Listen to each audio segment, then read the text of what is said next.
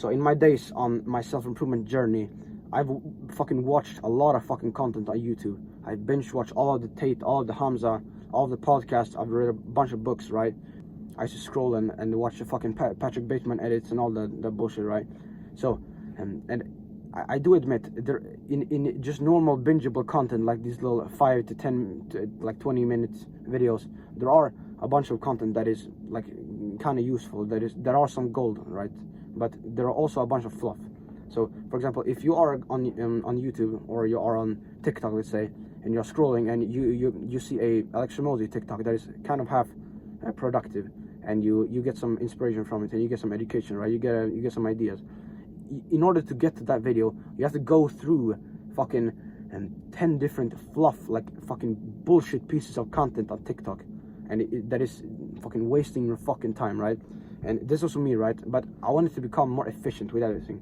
So I watched a video from Hamza where he was explaining which Chrome extensions he used on his laptop to just limit the amount of time that he spent on YouTube, which is where I spent most of my time. I spent on my PC, fucking on YouTube, right? I would spend fucking binge watching YouTube videos, and the Chrome extensions that he had, essentially, it forced him to be intentional with his content consumption, because a lot of the times he and I myself, we just go onto our phones or to our laptops and go onto YouTube literally without thinking, just as a reflex. Fucking, that was a weak ass snap, man. There we go. So we go onto these apps without any intention at all, just as a reflex, as an instinct, right? With no thought whatsoever, just to feed our addiction, right? Or at least that's basically what I had. I had an internet fucking addiction, man. So what the Chrome extensions actually do is that they remove the recommendations feed on your YouTube, on your PC, right? So when you click onto youtube.com, you don't see the fucking the hundreds of different thumbnails that are with a guy that's looking like this, trying to get you to click on his fucking video, like fucking gay ass moron, bro. Who the fuck? Like, he's fucking stupid, like fucking idiot. 500 fucking 5 ways to make $500 a day online. Shut the fuck up, bro. Shut the fuck up. So fuck all that bullshit content. So that's the first thing. The recommendations feed is all blank. There's nothing there. You won't see anything. You have to manually search for the stuff that you want to see. And when you do search, and if you install another extension, it's all free, by the way, it's all free, right? The thumbnails are blurred, so you're not being emotionally manipulated by the fucking, like, because it's very appealing to the human eye, the colorful stuff, right? So it forces you to be more intentional what you're actually learning about, right? And then the last extension simply removes the view count of all the videos, because in most cases more views doesn't actually mean better content. It means more entertaining content, and that's not what we're looking for. We're looking for education, right? And so I tried his fucking his Chrome extensions, right? And they fucking worked. I really like the more cleaner, like fucking more organized, like kind of just structure of my YouTube, because I learn a lot of stuff from YouTube, right? Because it's a very big source of information overall that you can utilize to your advantage if you so choose to, right? But otherwise, it's gonna fuck your attention up, right? It's gonna steal your fucking attention, and you want to guard your attention at all costs. Because if we're being honest, attention is even more more valuable than fucking time. Like, if you imagine, like, for example, if we evaluate this, attention here and time here, I love this quote. I heard it from Alex Hormozi. He was talking about a distracted man with unlimited time will always lose to a man with a singular focus and a deadline, right? It's just how it is. So attention is arguably even more valuable than time, and we should guard it like it is as well, right? So there's no bullshit on my fucking YouTube, right? I have them all installed, right? And it just forces you to be more intentional with your learning, with what you're actually doing. And one thing that you can do if you want to try this is that whenever you have this reflex instinct of just going onto your phone and clicking on fucking YouTube, or going onto your PC and going onto YouTube without any clear intention, you do this to yourself. You slap yourself, right? Because it reinforces your brain to associate just going into YouTube without any intention fucking with getting slapped, which you don't want, right?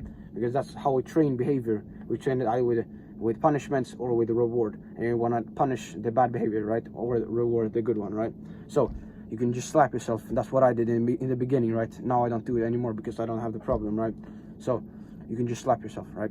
Now another thing you want to do is that you want to pick, I would say 4 to 8 creators that you like the most and that you have derived the most value from, and then you want to subscribe to those, and then you primarily only want to be like consuming their content. Because when you are listening to dozens of different content creators like on a daily basis, your mind is just getting contaminated. Like it's being infiltrated by all these different viewpoints that's messing up your whole thought process when you're trying to think about the task at hand. If you are trying to do dropshipping and you have watched 15 different dropshippers try to tell you how to do dropshipping, then there's gonna be a bunch of like opposing viewpoints, and ultimately you're just gonna make much less progress if you just listen to one of them. Because if we're being honest, all of them fucking work. You just have to fucking pick one.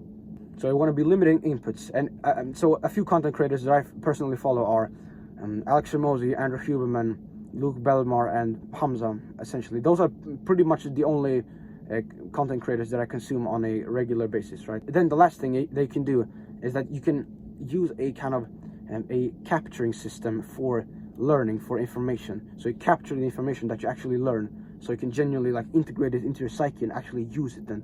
Because learning as a like bro, because learning is not like, you're not learning shit right now, you are extracting value, right? Like you're watching this video and you're extracting value. You would learn something from this if you act differently after watching this video. Like if you watch this video and you do nothing different afterwards, you have learned nothing, and I've taught you nothing, right? Because learning is to be in the same situation but to behave differently, right? You have to behave differently in order to learn. If like that's just common sense, right?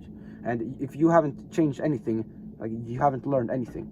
So if you do want to learn a bunch of stuff and actually derive genuine value from the stuff you're consuming, I would highly recommend you start developing a note-taking system. So for myself, like I do it in a software called Notion on my PC.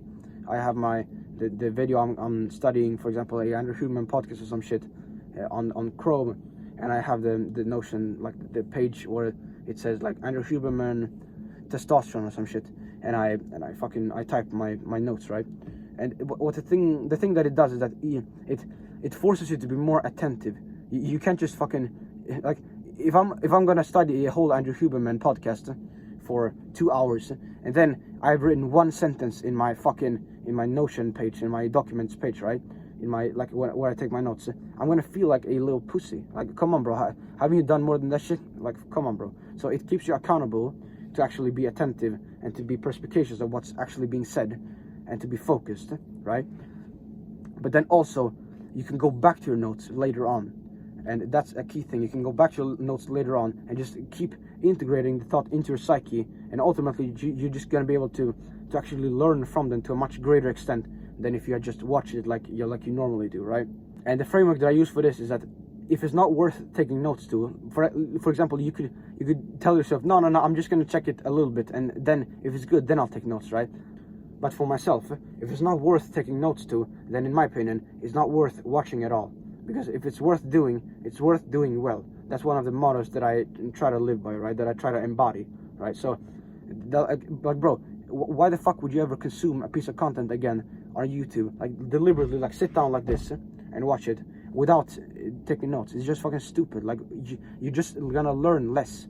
Like you're wasting time. Like, come on, bro. I know you can do better, right? So fucking do it, man.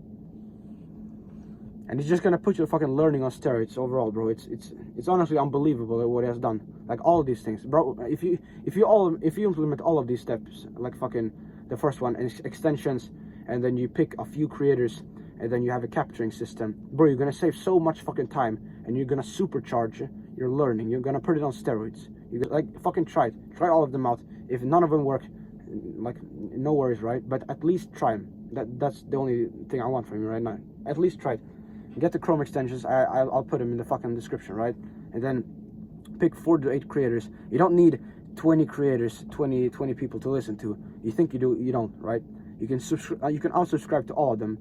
Utilize the 80-20 rule, like Pareto's principle, right? 80-20 rule. Like, which are the ones that's actually gonna help me the most? Hormozy, Huberman, Luke Belmar, Hamza, great ones, right? And just fucking try it, bro.